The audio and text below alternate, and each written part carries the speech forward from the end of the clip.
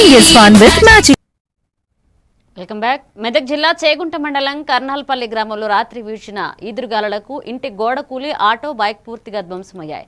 బాధితుడు కట్ల స్వామి కుమార్ ఇప్పటికే వడగళ్ల వర్షంతో పంట నష్టపోయి అప్పుల్లో కూరుకుపోయిన నేపథ్యంలో జీవనోపాధి కోసం కొనుగోలు చేసిన ఆటో కూడా నష్టపోవడంతో తీవ్ర ఇబ్బందుల్లో ఉన్నాడు. ప్రభుత్వం దాతల సహాయం చేయాలంటూ ఆయన విజ్ఞప్తి చేస్తున్నారు.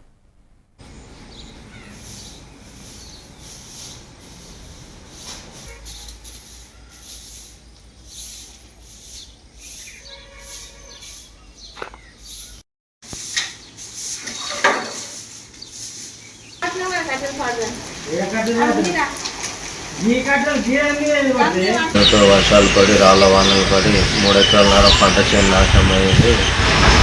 రాళ్ళు మొత్తం పడి వరి చేను ఖరాబ్ అయ్యి కావడం వల్ల ఆటోలు జీవనం కొనసాగిస్తున్నాను. నేను రాత్రి